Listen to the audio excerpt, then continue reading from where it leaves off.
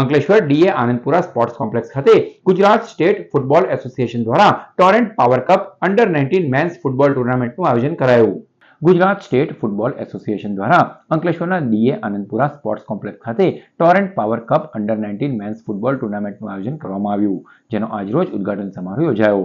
આ પ્રસંગે ટોરેન્ટ પાવરના પ્રેસિડેન્ટ પ્રણવ શાહ, ઉદ્યોગપતિ અશોક પંજવાણી, જશુ ચૌધરી, ભરૂચ ડિસ્ટ્રિક્ટ ફૂટબોલ એસોસિએશનના પ્રમુખ દીપેન પટેલ સહિતના આગેવાનો તેમજ આમંત્રિતો ઉપસ્થિત રહ્યા. આ ટુર્નામેન્ટમાં રાજ્યના વિવિધ જિલ્લાની 22 ટીમોએ ભાગ લીધો. તારીખ 15મી ફેબ્રુઆરી સુધી આ ટુર્નામેન્ટ રમાશે. ફૂટબોલની રમતને આગળ લાવવાના હેતુસર સદર ટુર્નામેન્ટનું આયોજન કરવામાં આવ્યું છે. यहाँ 22 टीम पार्ट ले रही है, जिसमें टोरेंट पावर, जीपी सावानी, एफडीआई, काफ़ी एजेंसीज स्पॉन्सर्स है और सपोर्ट कर रही है.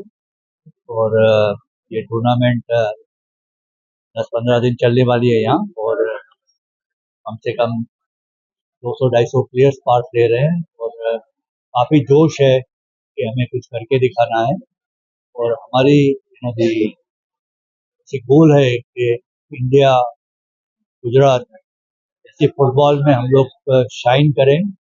ગુજરાત સ્ટેટ ફૂટબોલ એસોસિએશનની under 20 football tournaments Bharuch district football association દ્વારા આયોજિત થઈ રહી છે અને અંકલેશ્વરના ઈઆઈડીએસ સ્પોર્ટ્સ કોમ્પ્લેક્સ પર યોજાઈ રહી છે. તો એની અંદર 22 ટીમોએ ભાગ લીધો છે, અલગ અલગ ડિસ્ટ્રિક્ટના, અને એમાંથી દરેક ટીમની અંદર 20-20 પ્લેયર થઈને, એટલે એપ્રોક્સ 450 પ્લેયર્સ આ ગ્રાઉન્ડની અંદર રમશે અને એની અંદરથી એક ગુજરાતની ટીમ બનશે અને એ આગળ નેશનલ્સ રમવા જશે.